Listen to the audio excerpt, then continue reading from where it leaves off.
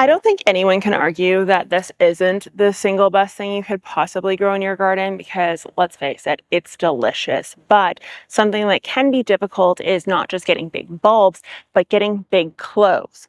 That's what we want in life, is big cloves. So today's video, we're going to discuss the science behind exactly how to get big cloves over just big bulbs and or mediocre bulbs and cloves, because no one wants mediocre. The factors that are going to play into this video are actually selection, the variety you select based on where you are, and how to get ones for cheap that actually will perform better. Yeah, that's right, I know. The next factor being what depth to plant these guys at, depending, and this is very important, on what kind of planting system you have, raised bed, container, in ground, and factoring in your soil type, because both of these matter. Again, I might be biased as a soil science person, but regardless. Now, the other factor is going to be the physical fertilizer, timing, you name it. We're going to look at what some studies have shown commercial growers do and ways you can pivot depending on what your climate's doing, because these bad boys spend a lot of time outside the whole winter, in fact, and so we need to pivot when Mother Nature decides she's going to change her game plan. Okay, so number one is the botanical portions of this. The entire thing is called a bulb. These single little bits are called cloves. Doesn't matter, no, but some people are dogmatic and they require that being said, otherwise they call you a dum-dum on the internet. So for anyone who's about to call me a dum-dum on the internet, I'm gonna say bulb repeatedly. I don't care. I mean clove. I mean this. I mean one. Uno. Every language possible, one. So step one in this entire process is selecting the proper variety. Yeah, so your packaging on your garlic is going to have a zone. You want to aim for your zone or one zone lower. If you go for an elephant garlic, for example, something that should be grown in a warmer zone, and you're in my zone, the shit zone called zone 3, you're not going to have great results, particularly if it's a cold winter with not a lot of snow, etc. and so forth. If you want to grow elephant garlic because you're dead set on it, that is a plant that you may want to put in for the spring, not for the fall. You will have smaller cloves if you plant in the spring, but you will still have garlic if you plant in the spring. So eat your heart out if you want to plant more exotic stuff in the spring. It'll work just the same. But if you want to plant this fall, you want to go for something that's made for your zone. Now, you're probably like, Ashley, you quite often tell me to ignore my zones. I do, but I tell you to ignore them because we're usually talking about annuals. And in this case, we're talking not only about perennials, but stuff that's being planted in the fall. And anything that overwinters, it actually does matter what zone you're in, because the reason for that is because zones, regardless if you're in the US or Canada, make a big difference in regards to temperature, because that is one of the factors that play into determining what zone you are in. In Canada, you have precipitation, you have actually wind, elevation, all these factors play into what zone you end up with. And the US, all we care about is the temp. So zones are a great indicator for how cold the next however months are going to be and whether or not something can survive that level of cold. You want to go for your zone or one lower. If you go lower by 2, 3, 4 zones, you run the risk of things growing and then getting lackluster results. And if that's the case, you want to actually put them in the fridge. If you go higher, things tend to not make it over the snowy white stuff. Okay, so we know we have to look at zones, but one way to actually execute this and get things for cheap is to go to the grocery store. If you go to a garden center, a greenhouse, a local grower, you're going to see a bag and it's going to say garlic for planting or something. It's going to market it as something special that's not just something you grab off the shelf. These are going to run you $10 for 3 cloves, which is expensive. So what you want to do is you want to walk your behind down to the grocery stores, which in Canada are basically banks at this point, and you want to look at the signage. And the signage is going to tell you what country said garlic was grown in. You want to pick garlic that was grown in your country, because the likelihood of that doing well in your area is very, very high. My entire bag of garlic cost me $9. My same bag of garlic for like Russian reds, which really aren't that special in my opinion, cost me $10, the same price. I got like double the amount of garlic, and they're going to perform the exact same. If you're in the US, you want to get the made in US. What you don't want to get ever is made in China, and that's just a life rule for everything that you do. Okay, so the next factor is actually going to be timing. This is incredibly important, and this is one thing that I saw stressed in so many different studies when I was actually going through the literature on growing garlic, and the timing is very key. Now, what we want to do is we want to determine when our first frost date. And this is what I'm going to say again, like a broken record, your zone doesn't matter. What matters is where you physically live. So what you want to do is you want to type into Google, when is my first frost date, and enter city or town name. The reason for this is because depending on where you are, you're going to have a different first frost date. This is key. This can be a make it or break it for your garden harvest. We want to plant them early enough that there is still some positive temperatures and that we can establish some root biomass, meaning we are going to water these and treat these like a plant until the ground officially freezes. Now, the reason why we care about whether or not your garlic established roots, it actually comes down to how much gas is in the tank physically. Now, two things can determine this, roots and then actually the size of a physical clove itself. But when it comes to the roots, we want enough established that it will fuel the plant into the spring and give them a little bit of a head start, if you will.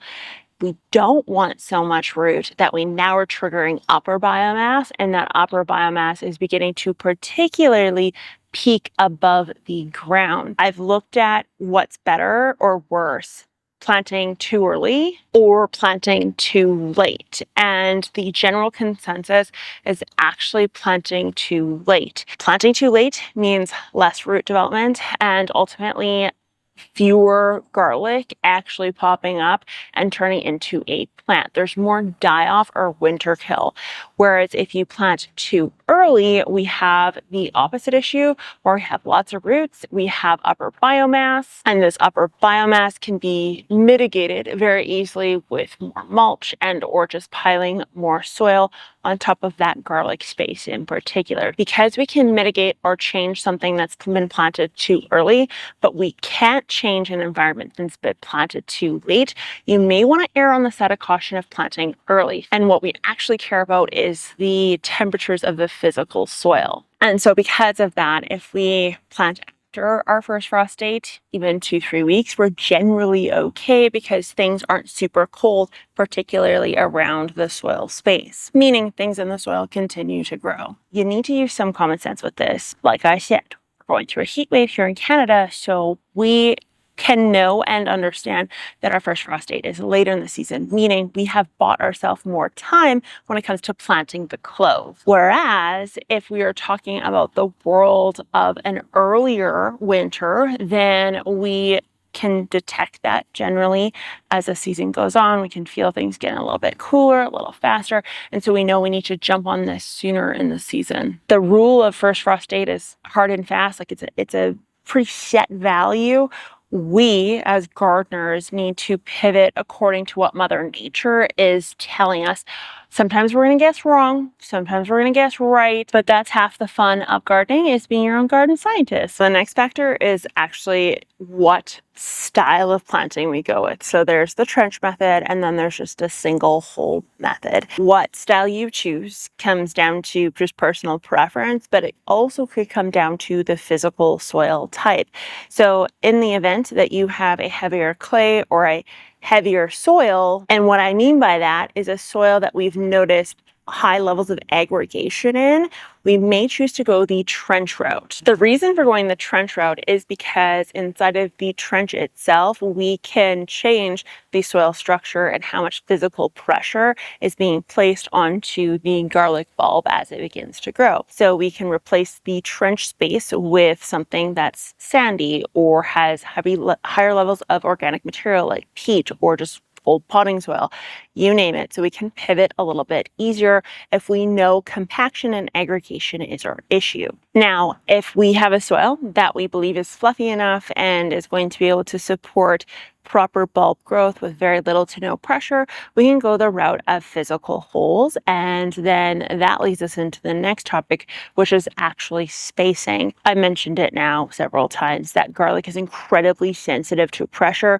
from not only the soil, but from surrounding garlic and or surrounding plants. They don't do well with competition whatsoever. Because garlic despises the pressure of the surrounding soil, we want to make sure that the spacing is correct. So if the spacing isn't correct, we don't have just the pressure from the surrounding garlic, but we also obviously have the pressure from the surrounding soil, because as the garlic begins to grow, it places pressure on the soil around it, which compacts it, aggregates it more, and then obviously that can transition down the line. So we want to look for row spacing or offset row spacing. And then physically between each bulb, we want to ensure that we get around 4 to 5 inches, ideally speaking. Now, the next thing to look at is the physical depth. It's actually going to come down to the soil type along with the container in which you're growing. This sounds ridiculous, and some of you are going to struggle with IDing your soil. You can use this video right here to help you, but I would encourage you to be your own garden scientist and actually try different depths and spacings and all that sort of stuff to figure out what works best for you for that variety of garlic you're trying to grow. Now, some things you can take into consideration to kind of help you gauge what depth you go with can be things like the type of soil you have, as mentioned. So if you have something that's a heavier clay soil, something again that compacts and or aggregates very easily, you may want to consider planting closer to the soil surface. The reason for this is because the compaction is much more pressure on the physical plant. You can combine this with the fact that that soil takes longer to warm up in the spring, and just in general there is more pressure on surrounding root systems in a system that is a higher clay. Now, if you're on the sandier side of things, or you are on a situation where you're in potting soil, you can actually go a little bit deeper. The reason for this is because things don't compact, your water levels are probably much lower, so you don't run the risk of rot like you would in heavier quote-unquote soil, and you will also get additional insulation from a cooler winter if that is the case that year. Now, it's super important to remember that the container or the type of environment you have your garlic in also plays a factor, and this played a huge factor for me last year, and the reason why my garlic absolutely failed, and it was because I placed them in a raised bed. The conditions that I ended up with was a warm winter, meaning I had less snow, and this warm winter combined with the fact that I was using more of a peat-based soil, not a soil, in a raised bed was a recipe for disaster. Now you're probably thinking, Ashley, why would it be a recipe for disaster if it was a warmer winter? Well, warmer winters translate into less snow, and less snow translates into less insulation, and less insulation translates into colder soil, and colder soil translates into, unfortunately, cloves and garlic that just went completely south. So if you're in a raised bed and you have a sandier soil, you may want to skip just planting in that. In general, overall, skip it entirely. If you're in a raised bed and you have a loam or a clay soil that is heavier, you may want to actually consider planting in that, and that may work out for you just fine, particularly if you're insulating it accordingly with both mulch and of course with the snow itself. Now in ground, the opposite may be true.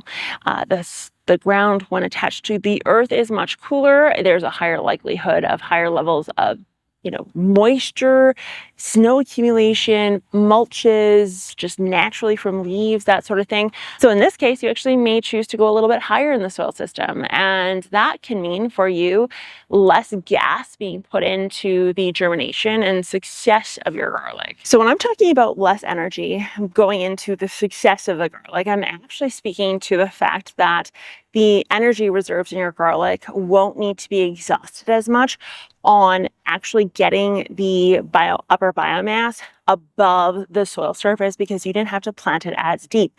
So I would go for around the 2-inch mark if that is the case. So to help give you a little bit of a barometer of depth depending on soil type and container type, if you have a clay soil or a loam clay soil in an in-ground bed, I would go to the 2-inch mark in depth. If you have a sandy soil in an in-ground space, I would go for the 4 to 6-inch mark. If you have a raised bed with a loam soil or regular potting soil, and the bed itself is a minimum of 2 feet in width and under about 3 feet in depth, I would aim for the center of that container, not the sides of the container. Stay away from those.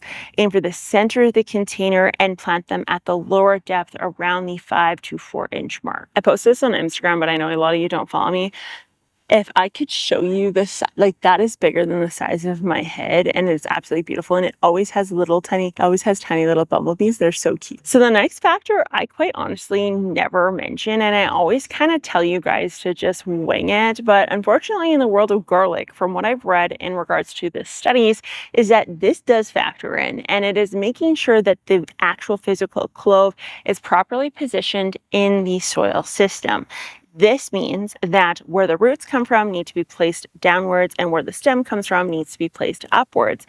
The reason for this is obviously the energy reserves that go into kind of flipping things around and going in the right direction, cost time and money for that plant. But more than that is actually a lot of studies indicated malformations in the physical bulb itself, meaning we had smaller sized cloves and bulbs, and we actually ended up in some cases with things that were misshapen in the world of the bulb. So that I found quite interesting and definitely something that I didn't pay attention to in the past, but most definitely I'm going to be paying attention to now going forward. Okay, so when you're selecting the physical bulbs to place in the ground, you want to consider the actual physical size of the clove. So when you look at the bulb as a whole, you're going to notice larger cloves on the outside and then smaller cloves in the middle. Now, yes, you can plant those smaller cloves. They may or may not turn into something because they don't have enough gas in the tank to develop the roots and then obviously the stem system. If you have a smaller clove, you may want to consider planting it closer to the soil surface so that this gives you a potential to get a result from it because it has less soil to push through before the leaves are exposed, and then photosynthesis can kind of take the wheel from there. If you have larger size cloves, and if you physically looked at the grocery store or where you purchased them, you looked for bulbs that had larger size cloves on the outside, these ones I would plant at the appropriate depth and the appropriate spacing because I can guarantee you that these are going to turn out exactly how you want them to. So let's talk about nutrients and fertilizer. Anything in the allium family is quite unique in the sense that they like sulfur in excess compared to other plants in other positions. So one way to achieve this is to just add your regular fertilizer that you normally would for fruiting and flowering, plus something that has sulfur. And if you did not know, sulfur is considered so important in the world of plant growth, soil fertility, that if you find a fertilizer that has a 4th number on it, regardless, it does not matter. That 4th number will always be religiously sulfur. So if you have 4 numbers on your fertilizer, that is sulfur being indicated on there. Now, quite often for us growers on a hobbyist level, we don't have access to things that have the 4 numbers, and the last one being sulfur. We tend to have to add sulfur separately. And so what I would do personally is add your fertilizer, granular preferably, into the system plus sulfur. So you would kind of mix 2 fertilizers together according to the directions. Make sure these are not in direct contact with the bulb. Very important. You want to place them around the bulb because remember, you're aiming for the fertilizer to be in the rhizosphere. So you want it below where the roots would sit, about an inch-ish, half inch, and then around where the roots would sit, not above where the roots would sit, meaning on the sides of the bulb, or the top portion of where the bulb or the plant's going to stick out. We want it all kind of on the bottom and around the bottom. So what this could mean for you, if you're going for the trench route, would be digging a trench that is, say, 3 inches deep, and then placing your fertilizer in the trench, then putting about approximately 1 inch of something that's nice, light, and fluffy, such as potting soil, old potting soil, or soil you've quite actively broken up, then placing your cloves in, and then placing soil on top. So that's a way to ensure that the fertilizer is in the right spot and the right quantities without burning the bulb, but also not wasting it by placing it on the surface. Now, if you are against granular or you want to steer away from synthetic fertilizers, what you actually want to focus on is manure, because manure is notoriously higher in sulfur than just a vegetable compost or mushroom compost, you name it. The manure type really doesn't matter. It can be goat, sheep, bat, whatever. It's a known fact that it's higher in sulfur. So that's what you would want to use in that case.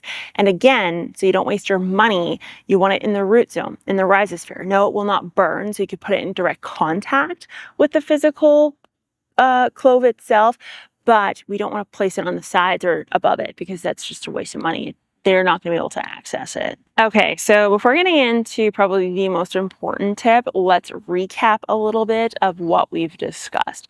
Number 1 is going to the grocery store to get your physical cloves themselves, because it's a heck of a lot cheaper. We want to aim to look for something that is grown in our country or has the zone stated as a zone that we are physically in, or one that is one zone lower. Then we want to look for the packaging or the physical bulbs that have the larger size cloves. The bigger the clove, the better, because this is going to yield us the best results over something that is much smaller. Next up, we want to analyze the physical soil we have. So when we look at the soil, we want to determine if it's sandy, potting soil, or clay. If it's clay, we want to ensure we plant a little bit closer to the soil surface. If it's a sandy or a peat, we want to plant a little bit lower. The reason for that is obviously to control moisture, make sure we don't get too much or too little, but also to control how much cold the plant is exposed to and how much pressure the actual bulb is exposed to in and of itself. And in the event that we're in a raised bed, we want to ensure we are planting in the middle of the bed rather than the sides. And we also want to ensure we're planting just a little bit deeper than what we are normally used to planting at. After everything's in the ground, you have the soil placed back over top. We want to water these as we would normally water our gardens until things really begin to cool down. Because remember, our goal isn't vegetative growth above ground, it is root biomass below ground, because that is going to help us get a head start and a better yield next year. So we have the root biomass. If you end up with vegetative growth because you've planted too soon in your season, we want to make sure we hill our soil or we add mulch to the top to try to force it back underground and protect that foliage that is so tender and soft, but we don't want to get hit with frost. Okay. So the next thing is actually physically putting on mulch. Yeah. So you want to put on a lot of mulch. The more the merrier. There's no wrong way to do this. You want to put it in a physical form, and then you want to add actual snow itself. And if you did not know, you can actually use garlic you saved from last year, and that may be the best garlic to use because it's going to be acclimatized to your garden. So pick your biggest bulbs from this year and plant them this year. And if you want to learn more on that, I have that video coming out and you can check it out right here. Google says to watch this because they're watching you, and I will talk to you guys next time. Bye.